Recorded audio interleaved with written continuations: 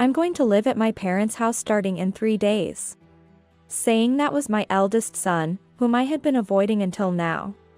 Despite thinking he couldn't hear me, I could hear his wife and their high school sophomore child on the other end of the phone. That's great. From now on, Grandma can take care of all the housework. Yay! Let's have her make snacks every night. And of course, we'll get an allowance, right? Of course. All grandparents are sweet to their grandchildren. Hearing the voices of my son's wife and grandchild planning to leave all the housework to me and even expecting an allowance, I couldn't help but frown. Living in the family home is out of the question, I said, but my son on the other end of the phone didn't think about the meaning of my words and just said, "It's fine, it's fine. Mom must be lonely by herself, right? I'll live with you, no choice," and then hung up. I never said I was lonely and wanted to live together. What kind of misunderstanding is my son under? If they do move in, it's going to be troublesome. Well, I've decided to not get involved and just observe from a distance what happens to them. It won't hurt me anymore, no matter what happens to them. Emily, my name is Emily. Since my husband passed away last year, spending time in the family home has become a bit burdensome. The house feels too big for me to live alone, and it's just lonely without my husband, who used to live with me. So, since becoming alone, I was thinking of moving to a smaller place. But even if a single person moves to another property, the loneliness remains the same. As I was thinking about this, I received a message on my smartphone.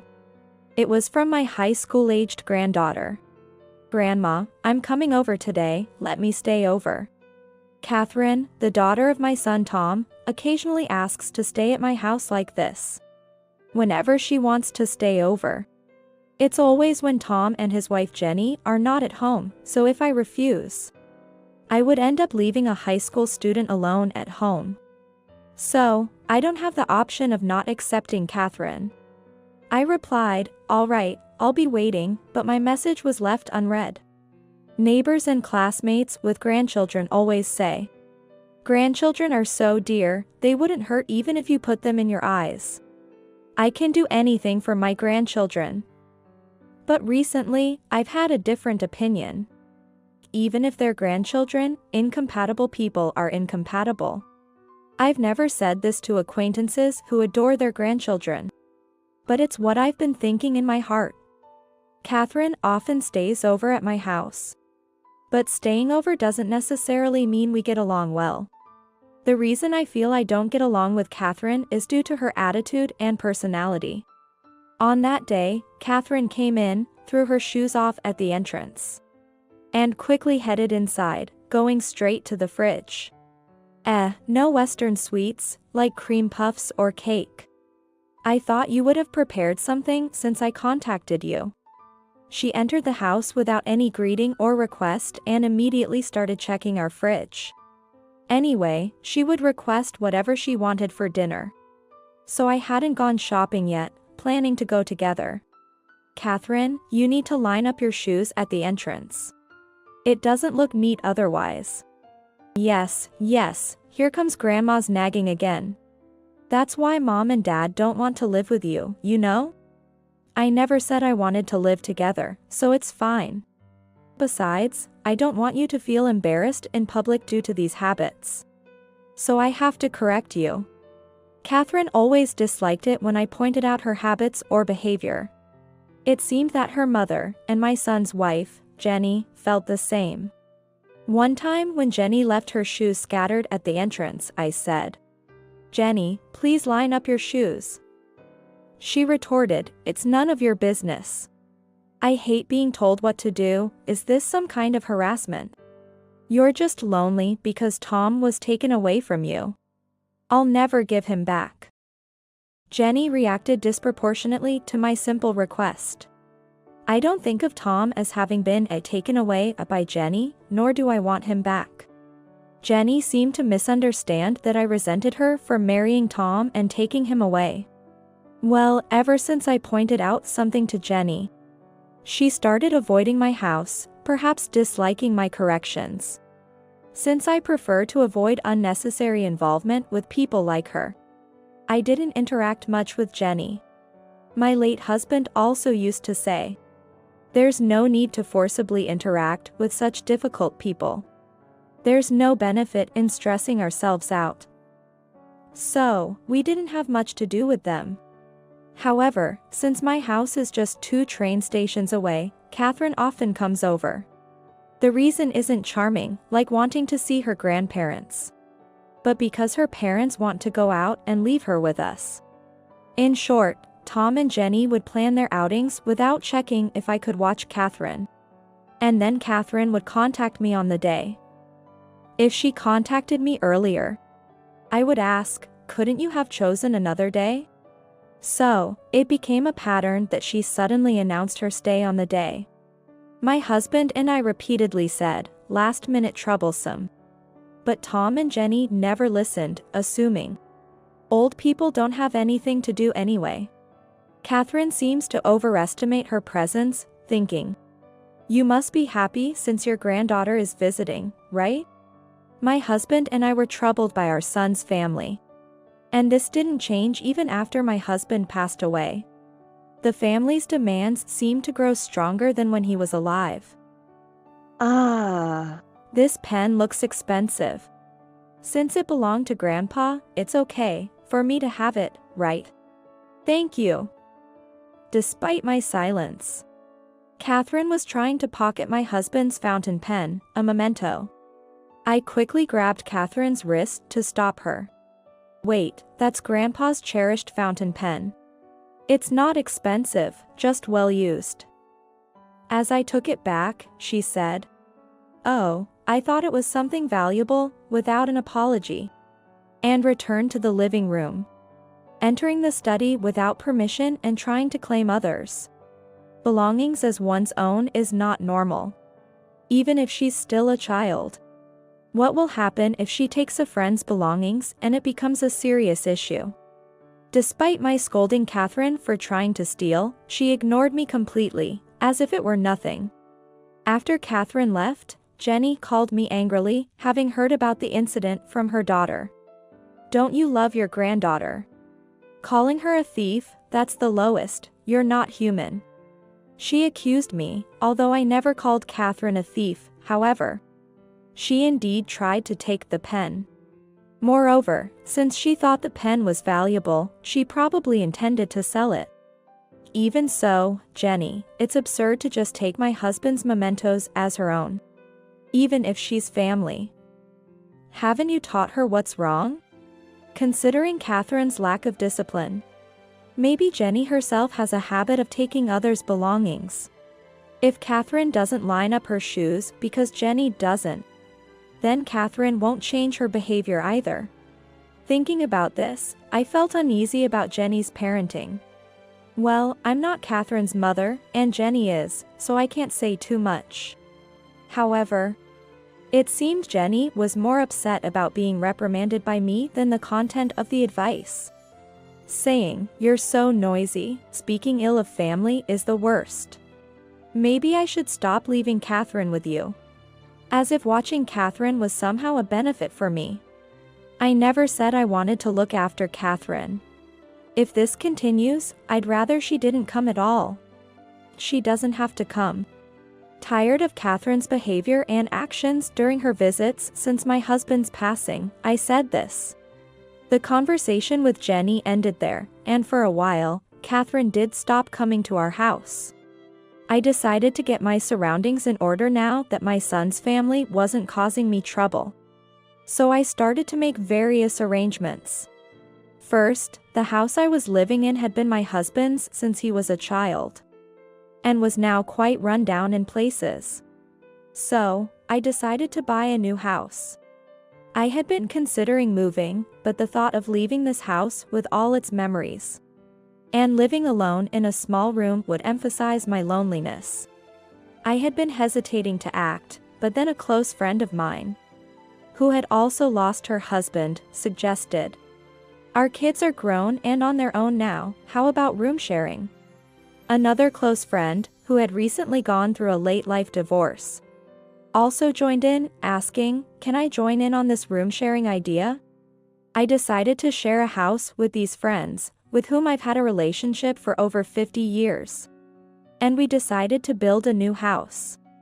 We bought a new house for $500,000. I'm sure our lives will be much more enjoyable from now on. As I was thinking this, I received a call from Tom for the first time in a while. Until now, I only heard from my son's family when Catherine wanted to stay over, or when Jenny would berate me. The last time Tom contacted me directly was 5 years ago, asking to borrow money. This is perfect. I need to tell him about the new house and the room sharing. I thought as I answered the phone, but Tom's first words were shocking. Mom? It's me, Tom. We're going to live in the family home starting in 3 days. What? His sudden words made me forget everything I was going to say. I could hear Jenny and Catherine's voices on the other end, even though Tom seemed to think I couldn't hear. That's great. From now on, we can leave all the housework to Grandma. Yay! Let's have her make snacks every night. And of course, we'll get an allowance, right? Of course. All old people are sweet to their grandchildren, after all. Jenny is already an adult, and Catherine is in her second year of high school. Yet what are they talking about? Taking life too easy seems to be the perfect phrase for them. Living in the family home is out of the question, I said. But Tom on the other end didn't consider my words at all, confidently saying, it's fine, it's fine. Mom must be lonely by herself, right? I'll live with you, no choice. And then he quickly hung up. What does he mean by it's fine? It seems Tom suddenly decided to move and live with me in the family home. But I've already decided to move and bought a new house. I've already moved my belongings into the new house. And I'm about to start a shared living situation with people I trust. Yet, without listening to what I have to say, he plans to move back into the family home. That family home is being demolished. By the time Tom insists on moving in 3 days, the house will have been completely demolished and not fit to live in. But when I tried to call back, Tom wouldn't answer my phone. It seems like he has blocked my calls. He just says what he wants and doesn't listen to me. Jenny and Catherine are the same. I usually don't contact them, so I wouldn't know if they've blocked me, but this time, all 3 of them have shut me out. If that's their attitude, then it can't be helped. I could inform them of the current situation through relatives, but I don't feel obliged to go that far. I've decided to focus on my new life and pretend I don't know anything when they move into the demolished family home in 3 days. Then, on the fateful day 3 days later, I happened to be near the site of the family home for some business. There, I saw Jenny standing dumbfounded in front of the now vacant lot where the house had been. It seems Tom and Catherine weren't there. When Jenny saw me, she ran up to me, looking like a gaping fish. Mother-in-law. The house. Yes, the house is gone, so why are you here? You came to my house, right? But as you can see, there's no house, I've moved. As I answered Jenny with a cold gaze, she stammered. Where did you move to? Trying to find out my current location. Emily raising an eyebrow, I responded, excuse me. Why would I tell you that? I certainly don't want you to barge in. Assuming you're doing me a favor by living together. But, barging in, we were doing this for you. Which mouth is saying that, I wonder? 3 days ago. Tom made the call, so they probably thought I couldn't hear their voices. But I heard both Jenny and Catherine. You were going to dump all the housework on me, and what was it? An allowance. I don't recall ever agreeing to become your servant or your wallet. As I spoke, Jenny's face, which didn't expect me to have heard, turned pale. Well, even if I hadn't heard Jenny and Catherine's words at that time, I surely wouldn't have considered living with my son's family. I didn't think that at all. Even as she paled, acknowledging the truth in what I had said, Jenny began to lie. Catherine and I are truly concerned about you. Ever since father-in-law passed away, you've been alone in that big house. We thought you might feel lonely, so we regularly sent Catherine to the family home. Thanks to that, you weren't alone and must have felt reassured, right? I could only feel incredulous at what she was saying. I let out a big sigh. Hearing my sigh, she flinched, perhaps thinking she shouldn't upset me further. Not that it matters, my mood is already very bad and it's not getting any worse.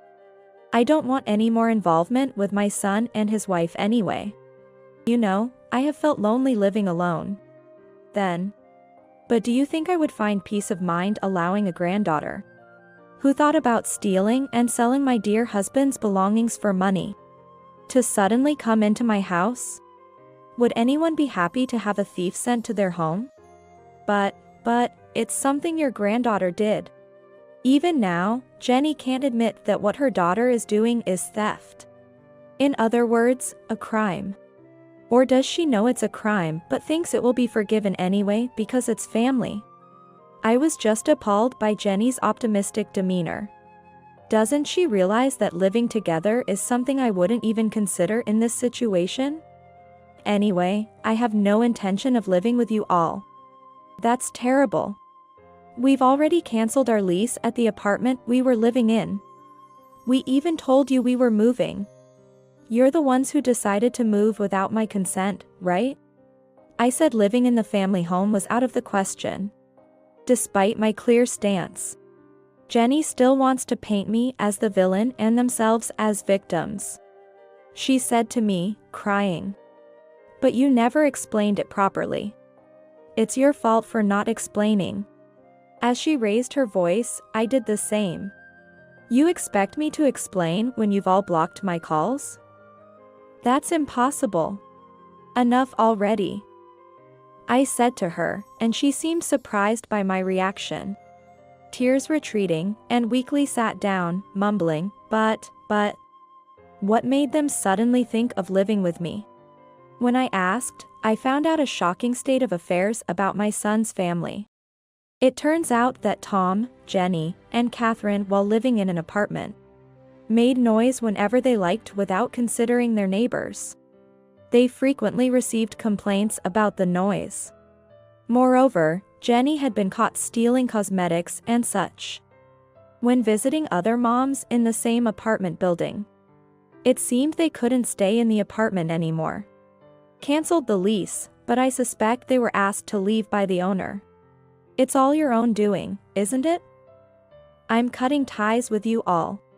Goodbye, I said and hurriedly returned borrowed items to my neighbors. And left before Tom and Catherine arrived. Later, Tom and Catherine arrived at the now empty lot of the family home and screamed in shock. The neighbors, knowing about my troubles with my son's family, looked at them coldly. Unable to bear the stares, the three of them soon fled. With nowhere to live, the three turned to Jenny's brother and his wife. They agreed to let them stay for a while, but with conditions. If you don't find a place within a month, you're out. And they demanded compensation for any touched belongings. Now they're searching for a place.